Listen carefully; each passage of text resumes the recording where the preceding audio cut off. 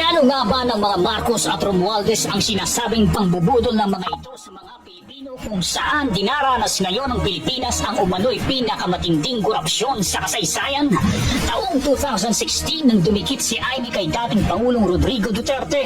Sabi ni Duterte noon nagbigay umano si Amy ng election campaign contribution sa kanya.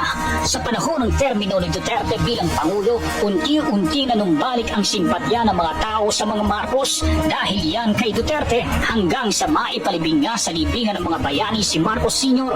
Taong 2022 nang si Sara Duterte naman ang niligawan ni Amy para kumbinsihin tumakbo bilang vice ni Bongbong sa ilalim ng pangakong unity and continuity para maipanalo ang pagkapangulo.